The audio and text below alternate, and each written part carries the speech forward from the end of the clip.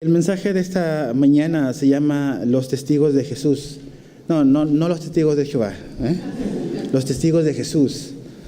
Y es interesante, si recuerdas un poco cómo fue que llegamos hasta acá.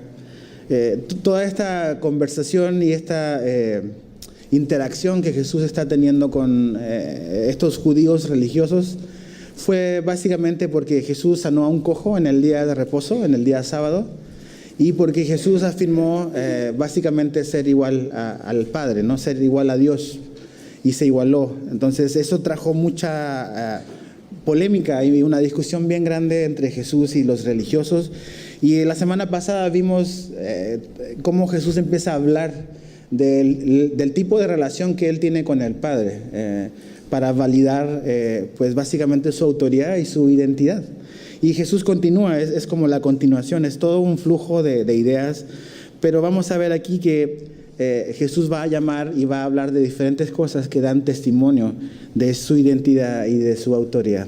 Pero vamos a orar y vamos a pedirle a Dios de que nos hable. Señor, háblanos por medio de tu palabra. Te pedimos que podamos tener un corazón receptivo, un corazón quieto y acallado para oír tu palabra, Señor. Que no hayan distracciones en nuestra mente, que podamos ponerlas a un lado, Señor, y poder que tú nos abras los ojos de nuestro entendimiento y tu verdad pueda alumbrar en nuestro corazón, Señor. Ayúdanos esta mañana, en el nombre de Jesús. Amén. Estuve la semana tratando de buscar, obviamente en internet hay mucha información disponible, sobre ciertos casos judiciales que han sido muy famosos a lo largo de la historia, y sobre todo de la historia reciente. No sé si se acuerdan, si tenías edad todavía ahí o te acuerdas, pero en el 95 uno de los casos que más sonó en la televisión fue el caso de O.J. Simpson, ¿se acuerdan? El famoso deportista. Eso fue el año 95. El año 70, entre el año 70 y el 71, hubo un caso judicial también muy resonado en Estados Unidos de un hombre llamado Charles Manson. La familia Manson, ¿no? Fue un caso que tuvo mucha resonancia, su juicio. En 1963 al 64, un juicio o un caso judicial que tuvo mucha resonancia fue el caso en contra de Nelson Mandela. Él fue sentenciado a ir a la cárcel muchos años en esa época. En el 63, Lee Harvey Oswald, el hombre que fue inculpado por haber asesinado al presidente Kennedy, también fue un caso judicial muy resonado. Y el año 45 al 49 fueron los juicios de Nuremberg en contra de los nazis que persiguieron a los judíos. ¿Y por qué digo todo esto? Porque son a lo largo del último siglo casos o historias judiciales o historias en tribunales que tuvieron mucha repercusión. Y lo que está pasando aquí, lo que Jesús está como hablando y lo que Él va a continuar diciendo es básicamente como si Jesús estuviese siendo juzgado por estos judíos religiosos. Él va a hablar y va a continuar hablándoles de su identidad y por qué Él hace lo que Él hace, por qué Él dice ser quien Él dice ser. Y la pregunta más importante que tenemos que hacernos nosotros es ¿quién es Jesús? ¿Quién es Jesús para ti? Porque de esa respuesta depende tu eternidad. Y Jesús aquí se presenta y nos va a dar diferentes testigos de su identidad que dan fe de lo que Él dice. Cuando tú dices algo, cuando yo digo algo, yo puedo decir muchas cosas, ¿no? Pero otra cosa es que sea cierto, ¿no? Si yo afirmo ser alguien, si yo afirmo tener algo, tú puedes creerme o no creerme, pero finalmente yo necesito presentar evidencias y testimonios de lo que yo estoy diciendo está respaldado.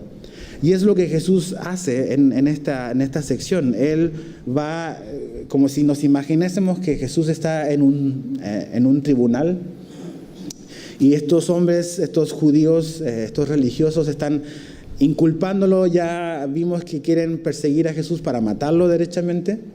Y Jesús llama como al estrado a 4 testigos que van a dar fe de quién es Jesús. Entonces, si estás ahí, vamos a leer del verso 30 al verso 32 de Juan 5. Y dice así, dice, no puedo yo hacer nada por mí mismo. Según oigo, así juzgo. Y mi juicio es justo porque no busco mi voluntad, sino la voluntad del que me envió, la del Padre. Si yo doy testimonio acerca de mí mismo, mi testimonio no es verdadero. Otro es el que da testimonio acerca de mí, y sé que el testimonio que da de mí es verdadero. Aquí el verso 30 al 31, Jesús vuelve como a reiterar algo que él dijo en el verso 21. Si subes tantito el verso 19, Jesús vuelve o dice lo mismo, dice, no puede el Hijo hacer nada por sí mismo. Aquí lo vuelve a repetir. Él no hace nada por sí mismo. Lo que Jesús estaba diciendo es que él, como el Hijo, siempre actuó en una perfecta armonía con su Padre. Nunca Jesús hizo algo que estuviese fuera de la agenda, fuera del plan del Padre. Él siempre se condujo, siempre vivió con la agenda que el Padre estableció para su vida. Por eso Jesús siempre estaba en el lugar correcto, en el momento correcto, haciendo lo correcto. Su vida, su día a día. Y cuando Él buscaba al Padre en oración, en sus tiempos de comunión con Él, el Padre lo iba guiando, ¿no? Y Él al final, Él puede decir, yo he cumplido, yo he acabado la obra que el Padre me envió a hacer. ¿Por qué? Porque Él siempre actuó en armonía con la voluntad de su Padre. También aquí Jesús dice que Él hace la voluntad del Padre. O sea, Él está derechamente dedicado y enfocado a hacer no su propia voluntad, sino la voluntad de aquel que lo mandó. Pero en el verso 31, Jesús dice, si yo doy testimonio acerca de mí mismo, mi testimonio no es verdadero. Y aquí donde Él empieza como a tratar de presentar o demostrar esta defensa, como si estuviese en una especie de tribunal. Y aquí Jesús dice que Él no da testimonio acerca de sí mismo. Él no va a testificar Él mismo de sí mismo. Hablar a favor de uno mismo sin que haya nadie que lo valide no va a ser falso necesariamente lo que tenga que decir, pero va a ser muy difícil que eso sea aceptado en un tribunal. Si nada más yo digo, vengo, yo soy así, yo soy esto, y si no presento las evidencias, pues no va a tener ninguna validez.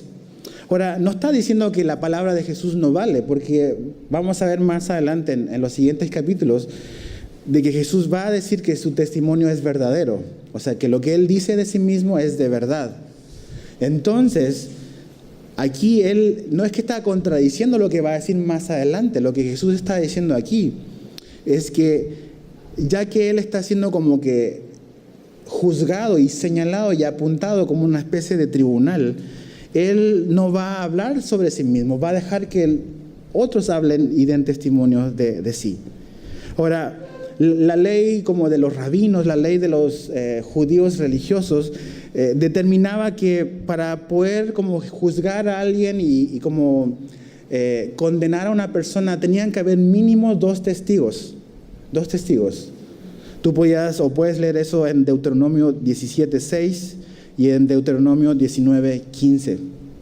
Ahí Dios estableció que si tú querías proceder a hacer algo, a dictar un tipo de sentencia, necesitabas mínimo 2 testigos. Y eso es lo que Jesús está diciendo. Yo no voy a hablar por mí mismo, voy a dejar que los testigos hablen por mí y den testimonio de mí. Y esa es la voluntad de Dios. ¿No? Y ¿sabes qué? Pensaba en esto. Tenemos que ser tan cuidadosos porque muchas veces oímos que la gente dice cosas y hace acusaciones, así a la ligera. Vivimos en una era digital donde tú puedes decir algo por tu Twitter, por Facebook, por WhatsApp, por las redes sociales y decir algo y la gente va a empezar a replicar, a repostear, a compartir y a veces podemos levantar acusaciones que no tenemos ninguna certeza de que es algo real. Y mucha gente sale lastimada, lastimamos a personas, quemamos el testimonio de gente, de instituciones, de personas, de iglesias, porque simplemente no hemos sido rigurosos y no hemos sido obedientes a la manera en que Dios nos ha dicho cómo debemos de enfrentar cuando hay situaciones así delicadas. Pablo le dice a Timoteo en 1 Timoteo 5:19, contra un anciano no admitas acusación, sino con 2 o 3 testigos. Y cuando está hablando aquí Pablo de anciano, no está hablando de gente mayor, está hablando del liderazgo de una iglesia, de pastores, de líderes dentro de la congregación. Pero eso aplica para todos, porque la ley también hablaba de eso, que no podemos juzgar a una persona simplemente porque alguien te dijo algo así.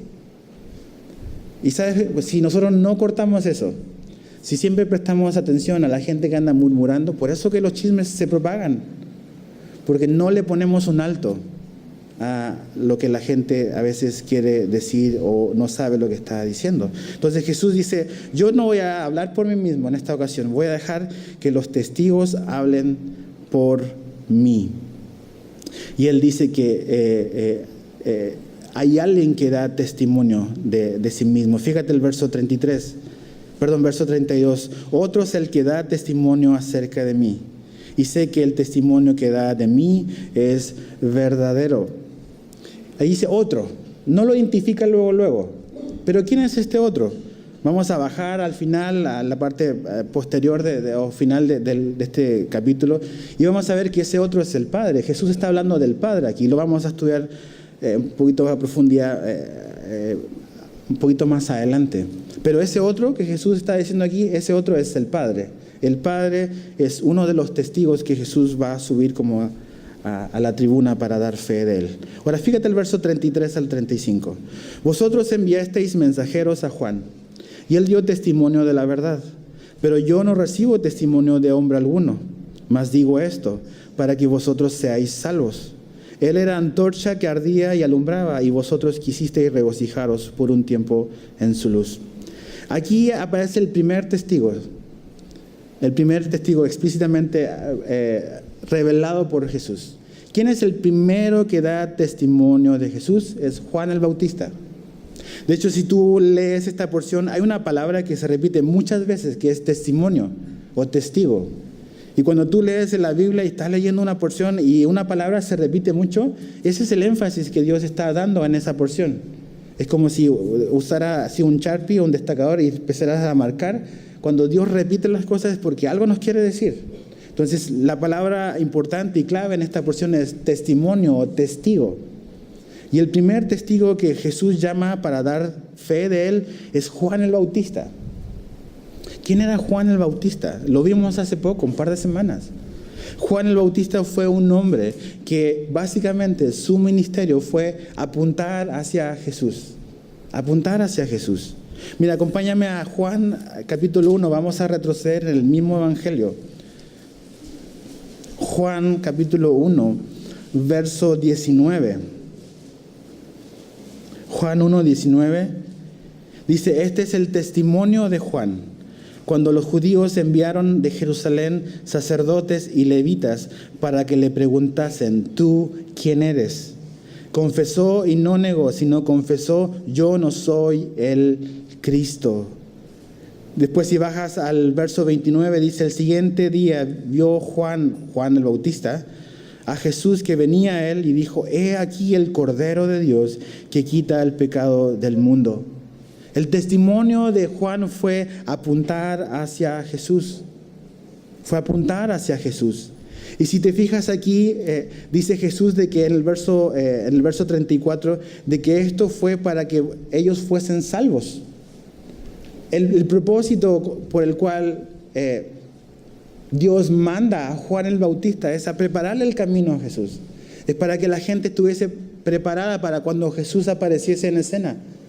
Pero el ministerio y el propósito de Juan el Bautista no era él en sí ser como el centro de atención o el lugar o la persona donde la gente tenían que poner su confianza, sino que Juan el Bautista únicamente iba a apuntar hacia Jesús, para que la gente se preparara, para que preparara sus corazones, para que ellos estuviesen preparados para oír el mensaje que Jesús iba a traer. El mensaje de Juan el Bautista era arrepentidos. Ese era el mensaje, arrepiéntense. Eso era lo que Juan el Bautista predicaba, y ves en los evangelios que cuando Jesús inicia su ministerio, su mensaje era exactamente igual: arrepiéntanse, el reino de Dios se ha acercado. Y ese es el mensaje de Dios. Dios nos llama al arrepentimiento. Y el arrepentimiento significa abandonar nuestro pecado, que nos separa de Dios, sea cual sea. El pecado nos separó de Dios, eso nos hace culpable ante los ojos de Dios. Dios manda a Juan el Bautista a preparar el camino a Jesús y dice, arrepiéntanse. Y Jesús aparece, el Hijo de Dios, dice, arrepiéntanse porque el reino de Dios se ha acercado. Dios se hace disponible en la persona de Jesús, pero nosotros no podemos venir a Dios si no hay arrepentimiento, si no hay un giro en 180 grados, si no abandonamos nuestro pecado. Y dice Jesús sobre Juan el Bautista, dice que él fue una antorcha que ardió y que alumbró. Fue como una especie de luz, de una pequeña luz. De hecho, la palabra en el original habla de una pequeña lamparita, un pequeño utensilio que servía para alumbrar en la noche. Era una especie como de cántaro que tenía un compartimento donde se le ponía aceite de oliva, tenía una mecha y se prendía el fuego y alumbraba así temporalmente. Y así fue la vida de Juan el Bautista. Su luz no era algo que Juan el Bautista tenía en sí, sino que fue algo que él recibió. Su luz él alumbró porque otro encendió la chispa en su vida, la luz en su vida. Y así hemos sido nosotros también a alumbrar. Es porque Dios iluminó y alumbró nuestra vida. Y porque Él, que es la luz del mundo, Jesús, iluminó nuestra vida, nosotros podemos arder e iluminar el mundo en el que vivimos. Ahora, una mecha, cuando tú prendías estas como lamparitas, pues la mecha se va consumiendo. A medida que va alumbrando, se va consumiendo. Y esa fue la vida de Juan el Bautista.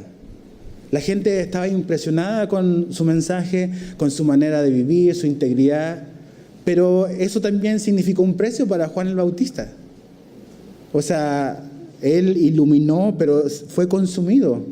Y Juan el Bautista termina siendo decapitado por Herodes.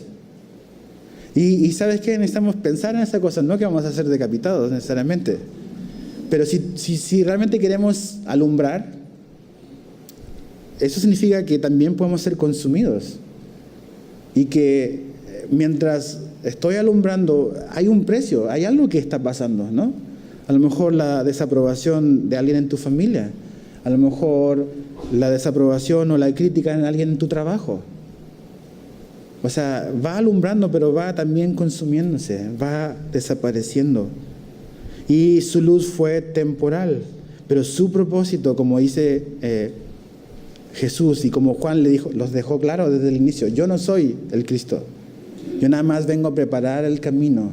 Y Juan apuntó hacia Jesús. Ese es el primer testigo. El segundo testigo que Jesús llama a escena está en el verso 33 al 35. Dice, vosotros enviasteis a Juan, verso 36 dice, mas yo tengo mayor testimonio que el de Juan, porque las obras que el Padre me dio para que cumpliese, las mismas obras que yo hago dan testimonio de mí, que el Padre me ha enviado. El segundo testigo que se para adelante son las obras de Jesús. Dice, mis obras dan testimonio de mí. ¿Te acuerdas cómo comenzó todo este problema aquí? O sea, ¿cómo llegamos? Porque Jesús sanó a un cojo de 38 años que estaba enfermo. Y nadie había podido hacer nada por él. Y Jesús nada más le dice, levántate, toma tu lecho y camina, y el cojo se paró. Entonces Jesús acababa de hacer algo precisamente delante de sus ojos, que estaba él demostrando y dándose a conocer de que él no era cualquier hombre, no era cualquier persona, no fue un hombre más que existió en la historia. Sus obras daban testimonio de él, de quién él era. Jesús levantó muertos, sanó leprosos, hizo cosas que nunca nadie ha hecho ni hará. Y Jesús está diciendo, ahí están mis obras, lo que yo he hecho. Esas obras, las señales, todo lo que yo he hecho, dan testimonio de quién yo soy. No necesariamente que los milagros y las señales producen fe, porque Jesús hizo muchas cosas y muchos no creyeron, pero sus señales sí dan fe y dan evidencia de que Jesús dijo ser quien Él era. Estaba en ellos y está en nosotros el creer o no en eso, pero sus obras son únicas. Y Jesús le está diciendo, miren, miren mi vida, miren lo que he hecho. Ahí están los testigos hablando, los cojos caminando, los ciegos viendo, los muertos levantándose. Entonces no es cualquier hombre. Por eso, ¿qué es lo que piensas de Jesús? Es determinante para tu vida. Las obras de Jesús. ¿Se acuerdan de Nicodemo? ¿Se acuerdan de este hombre religioso que va de noche a hablar con Jesús? Mira, retrocede a Juan capítulo 3. Juan capítulo 3, verso 2.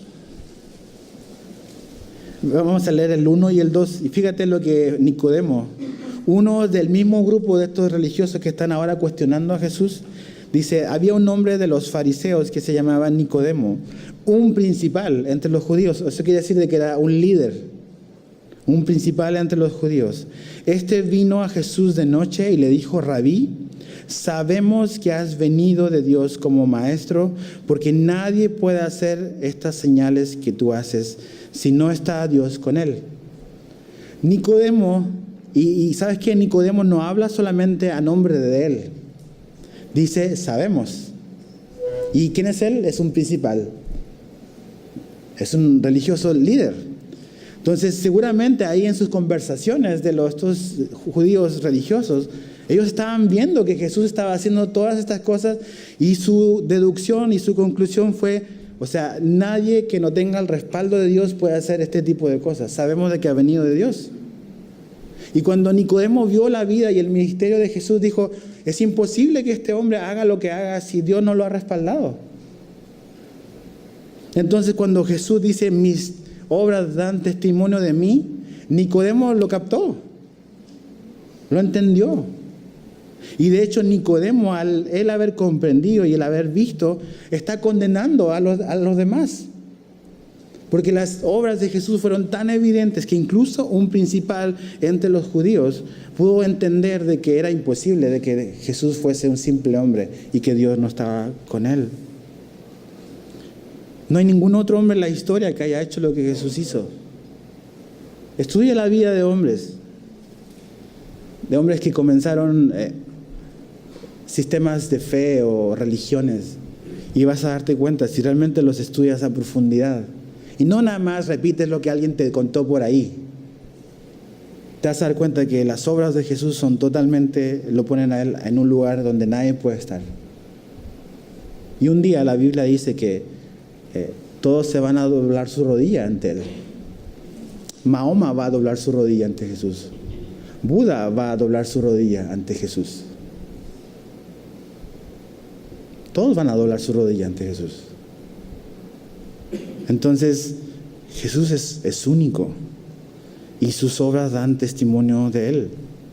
El siguiente testigo, el número 3, que es el que mencioné al comienzo, que es el Padre. Fíjate el verso 37 al 38. También el Padre que me envió ha dado testimonio de mí.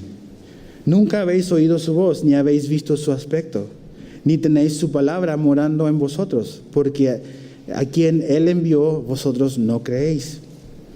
El testigo número 3 es el Padre. Es el otro que Él menciona al comienzo.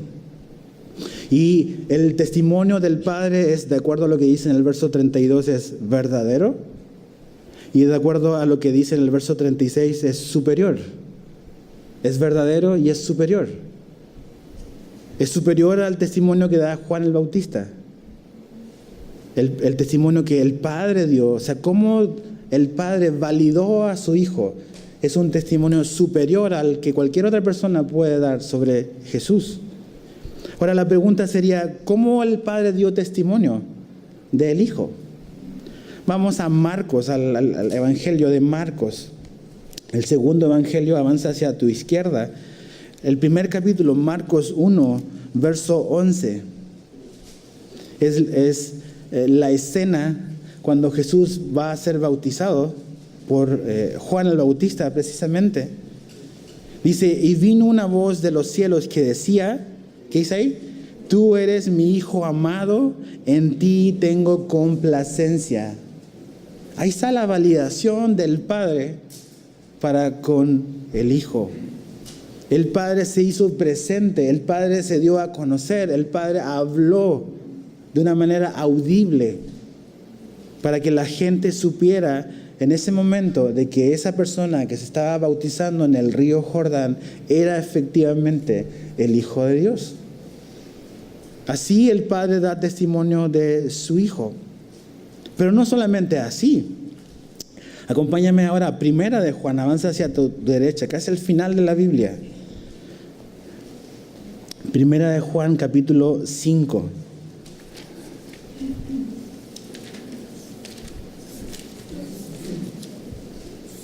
Está casi antes de llegar a Apocalipsis. Primera de Juan, capítulo 5, versos 9 al 10. Dice, si recibimos el testimonio, esa palabra que hemos oído repetidas veces ahora. Dice, si recibimos el testimonio de los hombres, mayor es el testimonio de Dios. Porque este es el testimonio con que Dios ha testificado acerca de su Hijo. El que cree en el Hijo de Dios tiene el testimonio en sí mismo. El que no cree a Dios le ha hecho mentiroso porque no ha creído en el testimonio que Dios ha dado acerca de su Hijo. Aquí Juan, años después, está hablando sobre el testimonio que el Padre da sobre su propio Hijo. Pero fíjate lo que dice que el verso 10, el que cree en el Hijo de Dios tiene el testimonio en sí mismo. ¿Qué es lo que Juan está queriendo decirnos con eso? De que Dios da testimonio a nuestro corazón, a nuestro hombre interior. Si tú has creído, si tú has nacido de nuevo, Dios daba testimonio en tu alma, en tu corazón, de que Jesús sí es el Hijo de Dios. Él pone esa convicción dentro de nosotros, de que efectivamente Jesús no es cualquier hombre, no es otro hombre más en la historia de la humanidad, sino es su Hijo. Y el Padre hace eso dentro de nosotros, en nuestro corazón. Su testimonio está en nosotros, dice Juan, en nuestra vida. Entonces, el Padre da fe de Jesús cuando habla y lo presenta y dice, Él es mi Hijo, pero también cuando lo presenta y lo revela en nuestro corazón, en el corazón de todos los creyentes, de que efectivamente Jesús es su Hijo. Ahora, volvamos a Juan 5. Jesús dice algo bastante confrontador y revela realmente la actitud y el corazón de estos religiosos y revela muchas veces nuestro corazón religioso y legalista y duro para las cosas de Dios. Fíjate, dice, nunca habéis oído su voz, ni habéis visto su aspecto, ni tenéis su palabra morando en vosotros. Jesús dice 3 cosas bastante directas respecto a la condición del corazón y de la vida de estos hombres.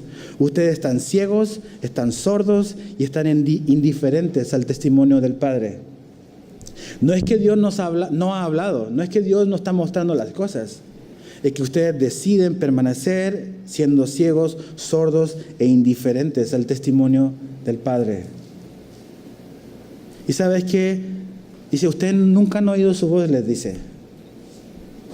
Y ves la historia de Israel, la historia de estos hombres, de una historia de necedad constante.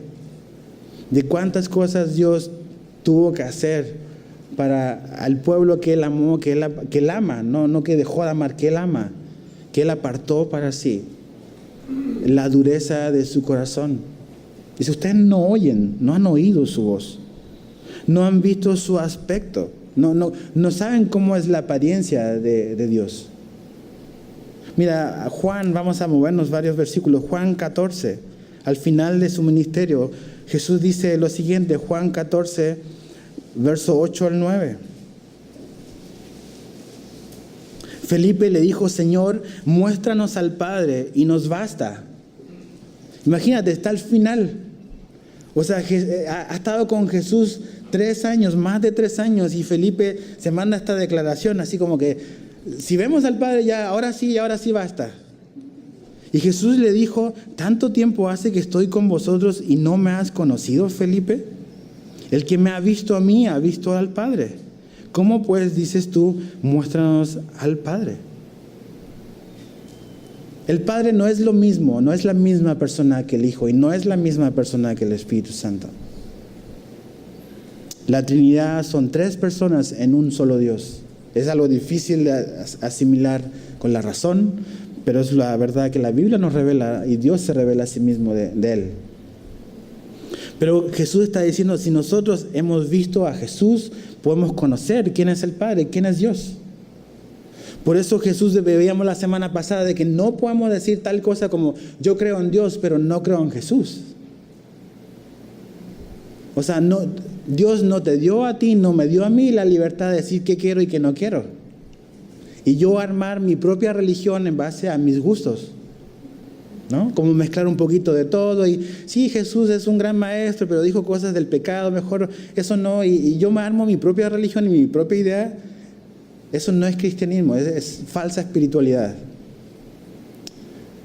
Dios no nos da chance de decir, yo pongo a Jesús a un lado y me quedo solo con Dios. Porque para llegar a Dios, para llegar al Padre, necesitamos a Jesús. No está en ti o en mí decidir eso. Entonces, ahora, ¿cómo sabemos cómo es Dios? ¿Cómo es el Padre? Vemos a Jesús. Él es un fiel testimonio, un fiel reflejo de quién es Dios. ¿Cómo Dios trata al pecador? ¿Cómo Dios trata las diferentes situaciones? ¿Qué opina Dios sobre esto o lo otro? Veamos la vida de Jesús. Ahí está Dios revelado y nos muestra qué es lo que Dios piensa sobre diferentes cosas. Entonces Jesús le dice, ustedes no han oído su voz, no conocen cuál es su aspecto. Pero algo que me impacta mucho dice, ni tenéis su palabra morando en vosotros. O sea, ustedes son unos religiosos que no han asimilado dentro de ustedes la palabra de Dios. Y dices, wow. Dice, aquí Jesús no le está hablando a gente que no conoce la ley, que no conoce la ley de Moisés, no conoce el Antiguo Testamento. Ellos son precisamente los conocedores de eso. Los que estaban a cargo de transmitirle y comunicarle a la gente las verdades de Dios. Y Jesús le dice, ni tenéis su palabra morando en vosotros. No han asimilado la palabra de Dios. La palabra de Dios no se siente como en casa en sus vidas.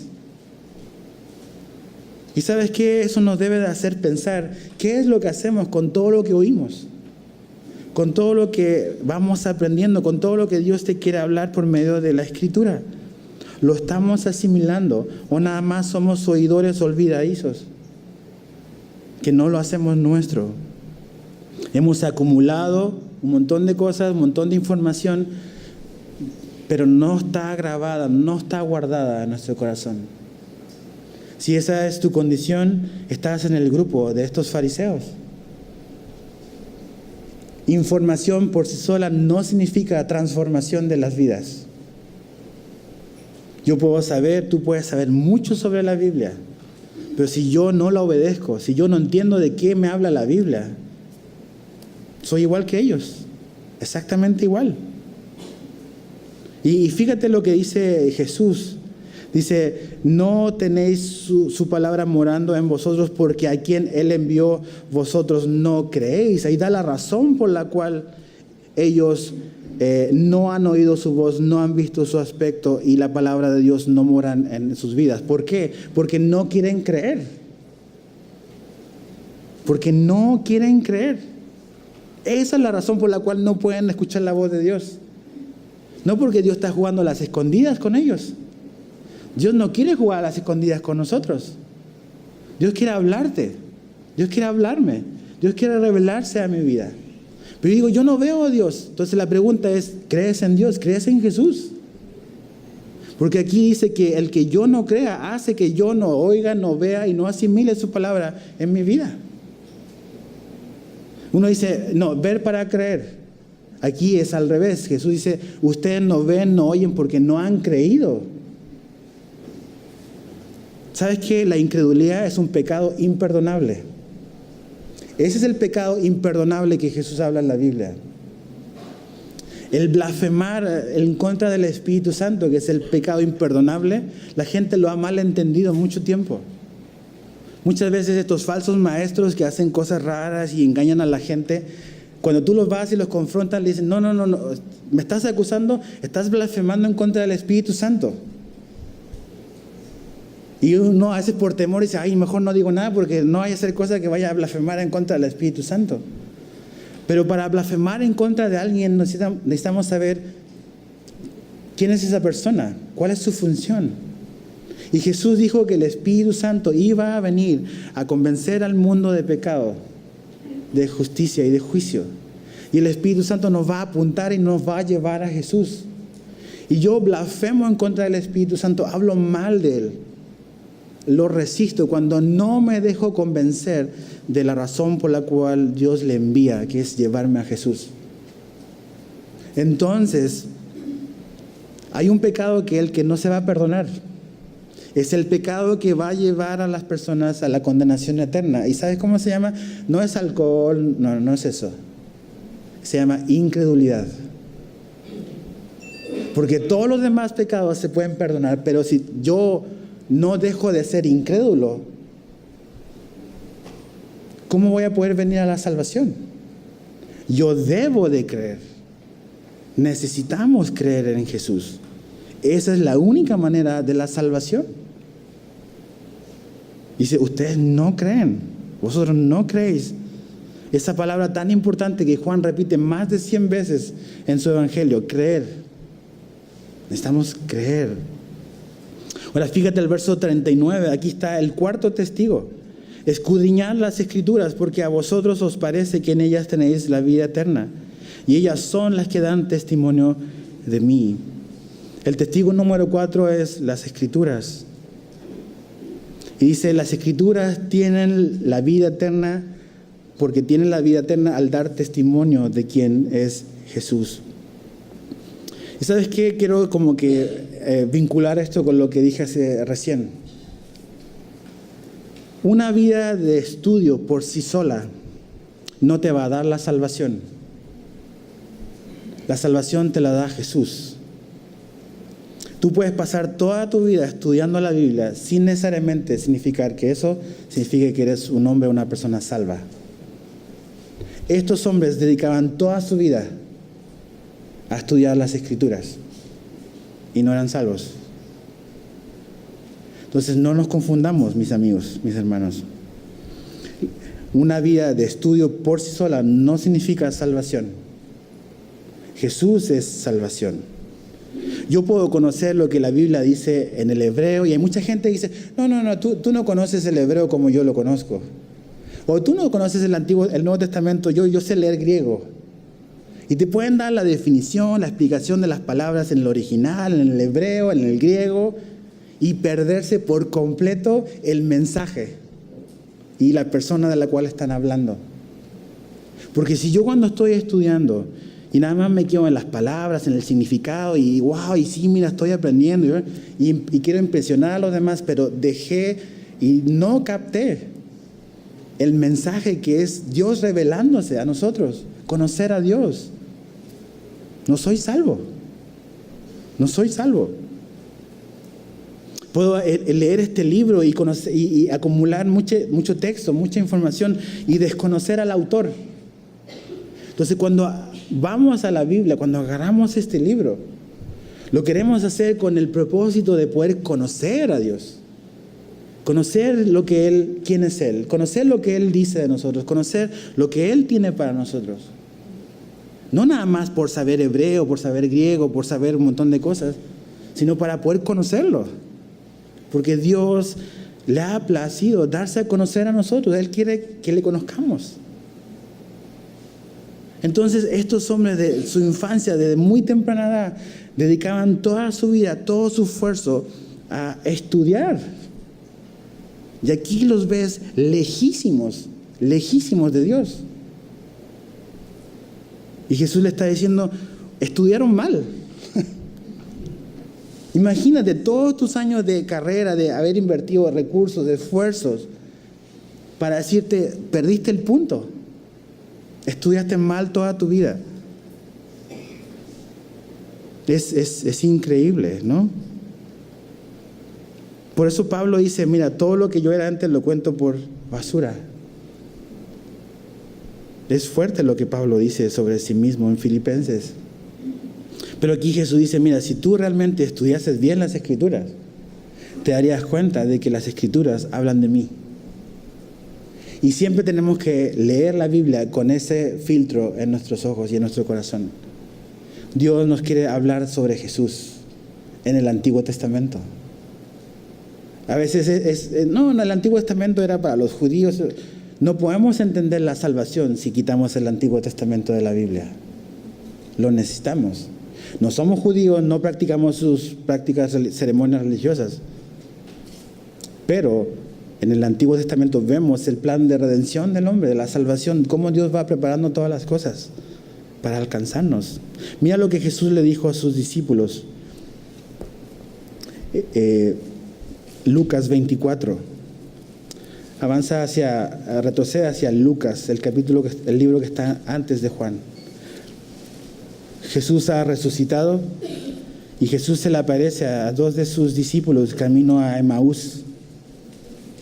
Y entra en esta conversación con ellos y empieza a hablarles y ellos empiezan a abrir su corazón. Pero fíjate lo que les dice ahí en el capítulo 24, versos 25 al 27. Lucas 24, 25 al 27 dice: entonces él, o sea, Jesús les dijo: oh insensatos y tardos de corazón para creer todo lo que, ¿qué dice ahí? Los profetas han dicho. ¿No era necesario que el Cristo padeciera estas cosas y que entrara en su gloria? Y comenzando ¿desde dónde? Desde Moisés. Y siguiendo por todos los profetas, dice todos, no algunos nada más. Todos los profetas les declaraba en todas las Escrituras lo que ¿de quién? De Jesús. Eso quiere decir que el Antiguo Testamento habla de Jesús. Lo que decían de él. Sigue avanzando el verso 44 del mismo capítulo. El verso 44 y el 45. Y les dijo: estas son las palabras que os hablé, estando aún con vosotros, que era necesario que se cumpliese todo lo que está escrito de mí, o sea, de Jesús. ¿En dónde? En la ley de Moisés, en los profetas, ¿y en dónde más? En los salmos. Cuando lees los salmos, ¿andas buscando a Jesús ahí? ¿O nada más andas como que buscando ánimo porque tuviste un día difícil? Sí, también es para eso. Pero los salmos hablan de Jesús. Él es el buen pastor. David fue un hombre usado por Dios, pero leemos los salmos porque queremos buscar a Dios ahí. Y Jesús dice: mira, si ustedes nada más hubiesen visto y hubiesen estudiado mejor, se hubiesen dado cuenta que las Escrituras hablan de mí, dan testimonio de mí. Interesante, ¿no? Verso 40 al 44, volviendo a Juan 5. Y no queréis venir a mí para que tengáis vida. Gloria de los hombres no recibo, mas yo conozco que no tenéis amor de Dios en vosotros. Yo he venido en nombre de mi Padre y no me recibís. Si otro viniere en su propio nombre, a ese recibiríais. ¿Cómo podéis vosotros creer? Pues recibís la gloria los unos de los otros y no buscáis la gloria que viene del Dios único. Aquí Jesús habla sobre las razones por las cuales ellos rechazan a Jesús. Dice: ustedes en el verso 40 no quieren venir a mí. O sea, está hablando de una decisión que ellos están tomando. No es porque Dios no ha hablado, no es porque Juan el Bautista, su mensaje no fue claro, no es porque las Escrituras no son claras, es porque ustedes no quieren venir a mí. Es una decisión. Y da 3 razones por las cuales ellos no quieren venir a Jesús. La número 1 es porque su amor por Dios, el amor de estos hombres por Dios, es falso. Es un amor falso. Dice el verso 41, gloria de los hombres no recibo, mas yo os conozco que no tenéis amor de Dios en vosotros. Estos hombres tú los veías y la gente estaba impresionada con ellos. Eran los hombres que decían, mira, el hombre es súper espiritual, conoce la ley, tiene una vida intachable, una apariencia espectacular. Pero era simplemente eso, una apariencia. Era una adoración como que externa, una apariencia de piedad. Pero Jesús le dice, el problema con ustedes es que ustedes en el fondo, no aman a Dios. No es un amor verdadero. Ustedes solo están interesados en una apariencia de religiosidad. Y dices, wow, Jesús ve eso. Sí, ve eso. Ve nuestro corazón. Y cuando venimos a la iglesia, cuando hacemos todas las cosas, podemos proyectar una apariencia de algo que no somos de verdad. Y esto nos debiese de causar un poco de nerviosismo. De poder saber de que Dios escudriña nuestro corazón y que Él no está interesado en una mero ritualismo externo sin que el corazón esté involucrado en lo que estamos haciendo. Finalmente Jesús dijo que el mandamiento más importante era amarlo, amar a Dios con todo lo que somos. Entonces el amor es lo que nos lleva y es lo más importante en nuestra relación con Dios. Pero estos hombres tenían una apariencia espiritual, una apariencia religiosa, pero Jesús los desenmascara. Y Jesús quiere desenmascarar toda hipocresía en nosotros. La adoración no es algo externo, la adoración es algo interno, que viene de un corazón que ama a Dios, que se ha dado cuenta lo que Dios ha hecho por Él, por mí, por ti. Y al ver lo que Dios ha hecho por nosotros, respondemos en un amor que nos lleva a rendir nuestra vida, a abandonar nuestro pecado. Nosotros muchas veces no queremos abandonar nuestro pecado porque amamos más nuestro pecado que amamos a Dios. Jesús dijo que la luz vino al mundo, pero los hombres amaron más que las tinieblas. Es un problema de amor. Amor por la oscuridad o amor por la luz. Y cuando yo estoy en la oscuridad, la luz me molesta y no me gusta. Porque expone mi maldad, expone mi pecado. Y eso vino a hacer Jesús. A decir, eso mi hijo que estás haciendo es pecado y te va a llevar a la destrucción. Pero si tú abandonas tu pecado y vienes a la luz, vas a encontrar salvación. Entonces ellos amaban a Dios o su amor era falso. Número 2, ellos tenían una fascinación por los falsos profetas. Dices, ¿así? Sí. Dice, yo he venido en nombre del verso 43, yo he venido en nombre de mi Padre y no me recibís. Si otro viene en su propio nombre, a ese recibiréis. Tú ves la historia del pasado de Israel en el Antiguo Testamento y te vas a dar cuenta cómo ellos creyeron un montón de mentiras de personas que vinieron. Jeremías 14:14 dice, me dijo entonces Jehová, falsamente profetizan los profetas en mi nombre. No los envié, ni los mandé, ni les hablé. Visión mentirosa, adivinación, vanidad y engaño de su corazón os profetizan. Y Israel ahí en la época del profeta Jeremías estaba escuchando a hombres que supuestamente venían en el nombre de Dios, pero que eran falsos maestros. Y ves la vida de Jeremías y dices, pobre hombre, lo que pasó, nadie le creyó, tremendo. Entonces ellos tienen un pasado de una fascinación por escuchar la mentira. Y eso nos debe de llevar a la pregunta es, ¿qué estoy escuchando yo? ¿Qué estoy creyendo yo? ¿Qué estás creyendo tú? Lo que escuchas es sumamente importante. ¿Con qué alimento espiritual te alimentas? Hoy vivimos en la era digital. Todos tenemos acceso a un celular que tiene acceso a internet, a YouTube, y puedes tener acceso a una cantidad infinita de recursos que dicen llamarse cristianos. Pero no todo lo que tiene la etiqueta cristiano es verdadero. Y a veces veo como la fascinación de, ay, si salió algo nuevo y aquí descubrí esto otro y acá, y andan así por todas partes. Pero no hay como un discernimiento. Mi amigo, mi hermano, ¿sabes qué? Este libro es suficiente para nosotros. Es suficiente, y no estoy diciendo que no es bueno tener otro tipo de libros. Me gusta leer mucho y leo mucho. Pero la fuente más confiable y segura de la voluntad de Dios está en este libro. Entonces, ¿estás pasando tu tiempo en este libro o no?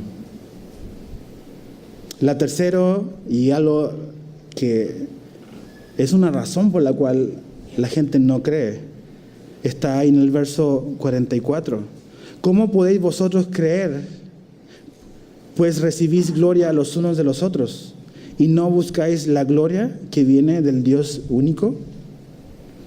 La tercera razón por la cual ellos rechazaron a Jesús, y una razón por la cual a lo mejor tú rechazas a Jesús, a lo mejor hoy, es porque ellos buscaban la aprobación de otros primero. De hecho, una paráfrasis de la Biblia de este verso lo pone así: ¿cómo puedes creer mientras estás siempre buscando la aprobación de otros y no la gloria que proviene del único Dios? Aquí Jesús da la razón por la cual esta gente no creía o no quería creer. Y era porque ellos querían la aprobación de los demás y no la aprobación de Dios. ¿Y sabes tú que esa es una de las razones por la cual la gente no quiere creer? Porque le importa más lo que los demás tienen que decir de él que lo que Dios tiene que decir de ellos.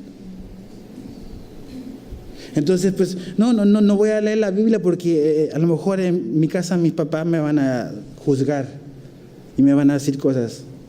O no voy a ir a la iglesia porque mis compañeros de trabajo que se juntan el domingo en la mañana se van a reír de mí porque les voy a decir que voy a la iglesia. O no voy a ir al discipulado porque ese día mis cuates me invitaron a tomarme unas cervezas y no les voy a decir que no porque me van a decir algo. La aprobación de los demás es un obstáculo para que tú seas salvo. Es lo que mantuvo a estos hombres lejos de Dios. ¿Por qué? Porque ellos buscaban la aprobación entre ellos. Ellos querían el reconocimiento de los otros, no la gloria de Dios. Y mientras las demás personas y la opinión de los demás sea más importante que la opinión que Dios tiene de ti, estás en un gran problema. Nunca podré ser salvo si me importa más la aprobación que otros puedan dar de mí antes que la gloria de Dios. Entonces, checa tu corazón hoy. ¿Por qué no quieres creer? ¿Hay algún costo que necesitas o que eso va a implicar? ¿Algún, algo que vas a tener que quizás abandonar o alguna situación que va a tener una consecuencia a lo mejor en tu familia, en tu trabajo, en tu negocio?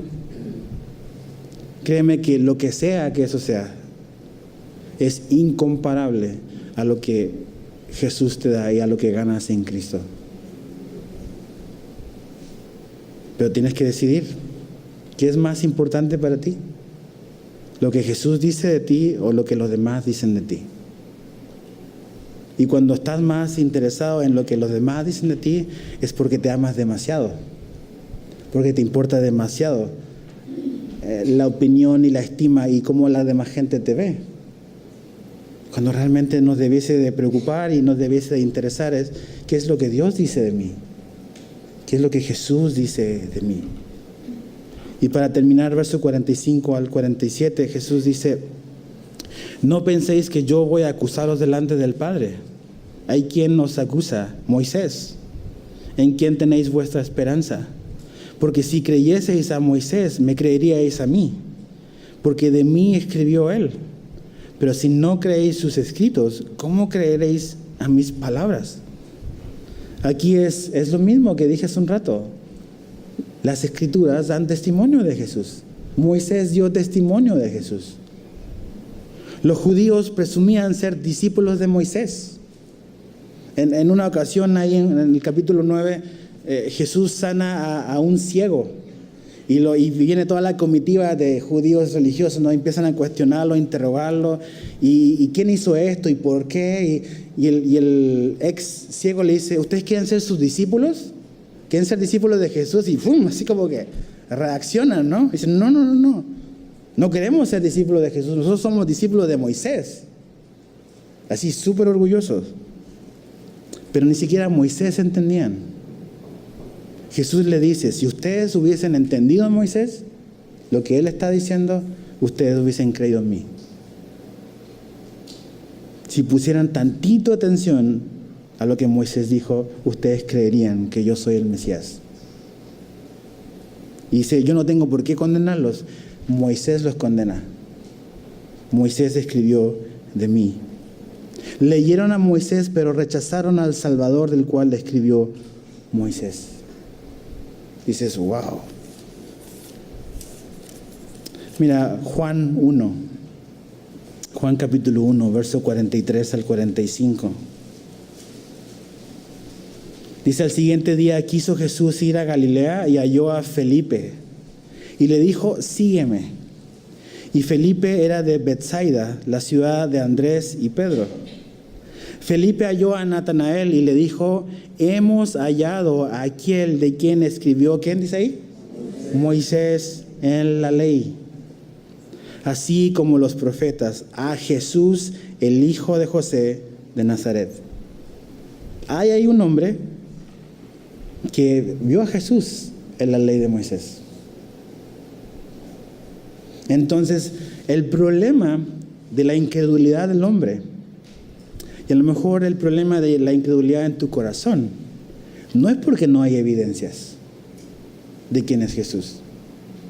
Es nada más porque no quieres venir a Jesús, que es diferente. Entonces, digo, ok, Jesús es todo lo que Juan el Bautista, las Escrituras, el Padre, todo eso, las obras. Si Él es eso, tengo que prestar atención a sus palabras. Tengo que prestar atención a lo que Él dice de mí, a mi condición, a mi realidad sin Él. También a la posibilidad de salvación que Él me da. Pero es algo que debes de decidir.